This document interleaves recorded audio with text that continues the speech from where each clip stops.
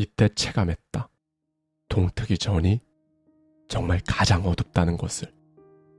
바닥을 찍고 죽음의 문턱까지 오니 이제 밝은 시기가 오고 있다는 것이 온몸으로 느껴지기 시작했다. 여러분은 성공합니다. 여러분이 그걸 원했기 때문이죠. 안녕하세요. 하와이 대저택입니다. 네, 여러분. 요즘 보면 예전에 비해 물가도 너무 많이 오르고 자산을 축적하기가 정말 어려운 시대라고 많은 분들이 말씀하시는데요. 그래서 오늘은 지금과 같은 이런 어려운 상황, 아니 어쩌면 더 안 좋은 상황에서도 경제적으로 한 단계 확 도약하기 위해 우리는 도대체 어떻게 해야 하는지 명확하게 말씀드리도록 할게요. 수리아 킴의 빚 10억이 선물해준 자유, 이 책 속에 담겨있는 인사이트를 가져와서요.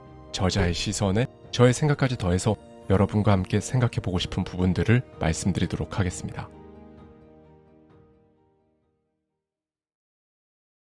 다들 약사라는 직업을 얘기하면 어느 정도 부유하게 살지 않을까라는 이미지가 강할 것이다.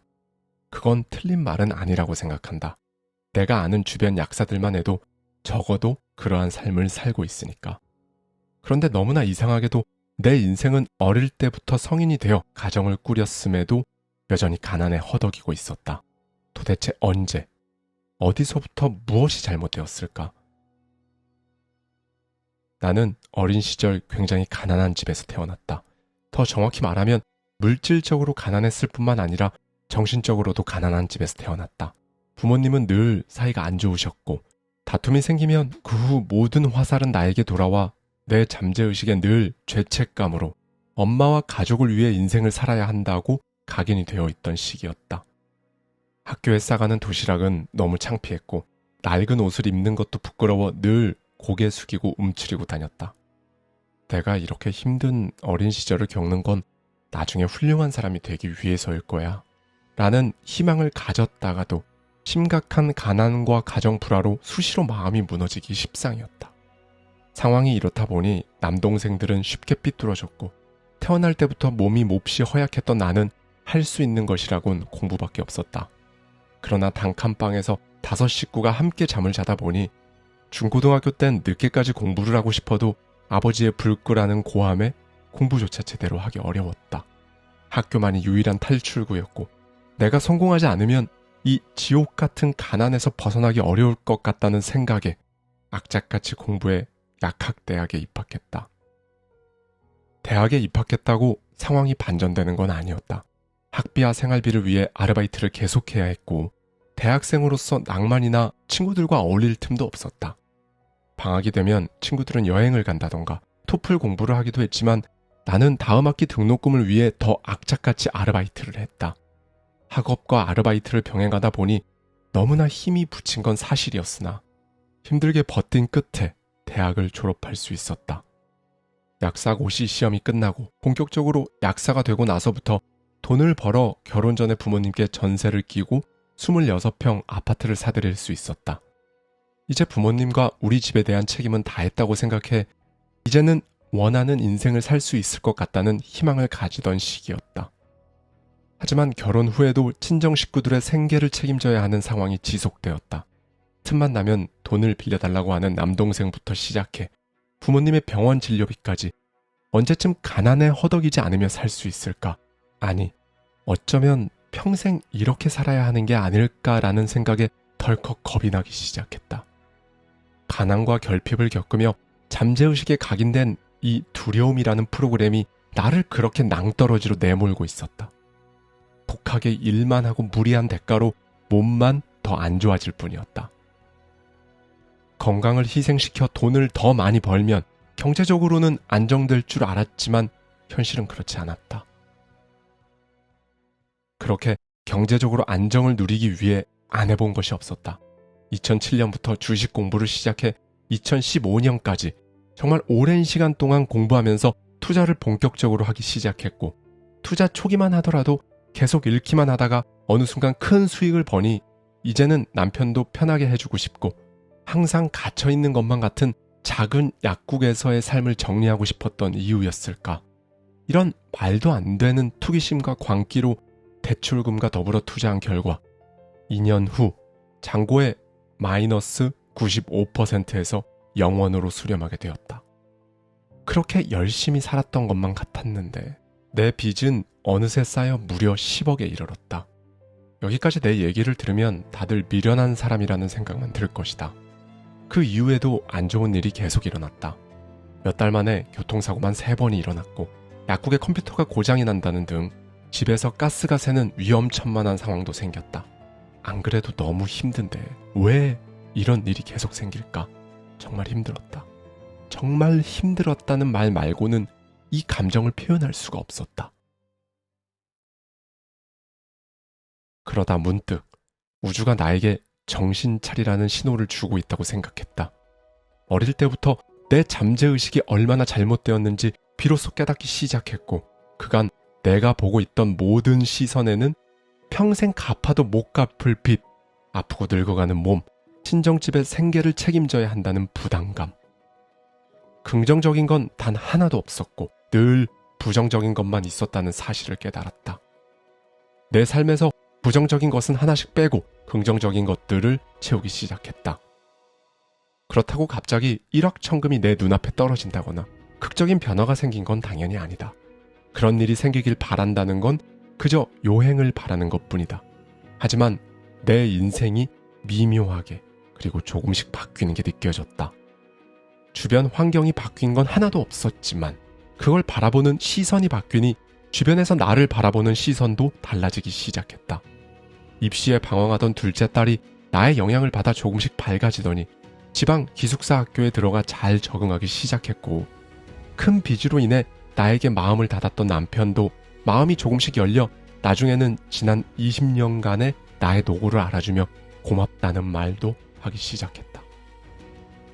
이때 체감했다. 동트기 전이 정말 가장 어둡다는 것을.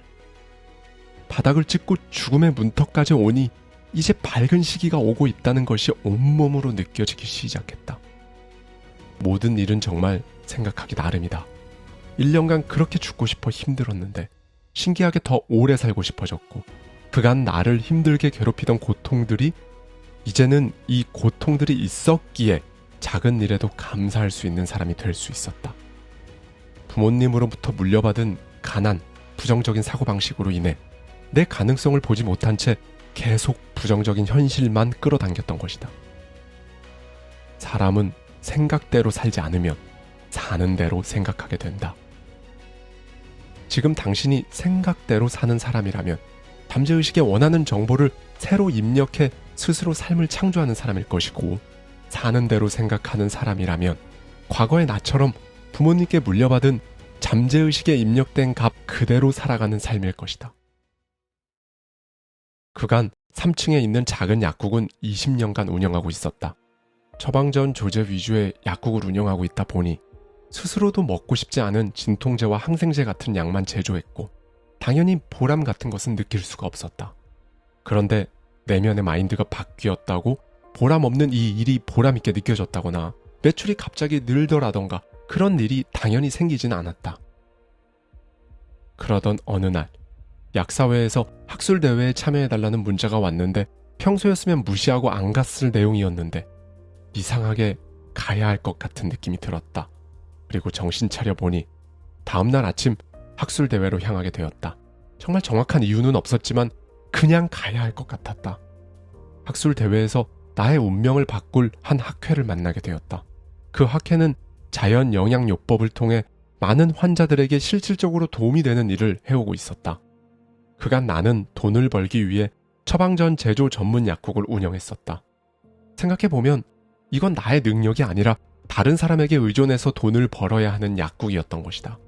적성에도 맞지 않은 처방전 약국을 다람쥐 쳇바퀴 돌듯이 아무 생각 없이 운영하고 있었고 태어날 때부터 몸이 약했던 나로선 대체 의학 분야에 관심이 있었다는 사실과 이런 나의 관심사와 일을 연결하고 싶다는 생각이 강하게 다가왔다.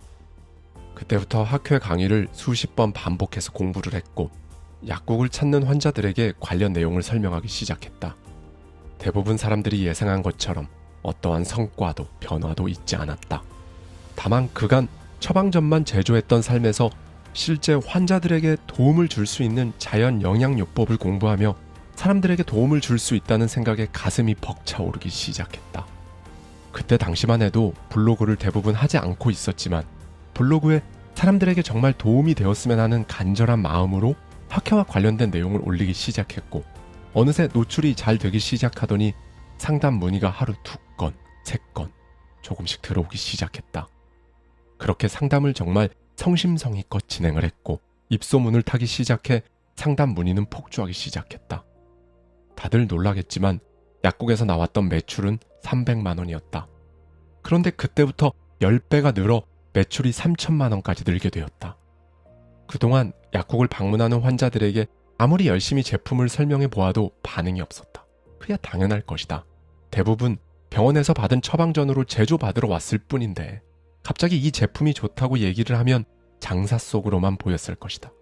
그러나 블로그를 통해 검색해보고 약국에 직접 연락하거나 찾아오는 분들은 완전히 달랐다. 이미 내가 올린 블로그 글들을 충분히 읽어보고 어느 정도 마음을 정하고 온 것이기 때문에 상담 후 대부분 구매로 이어졌다.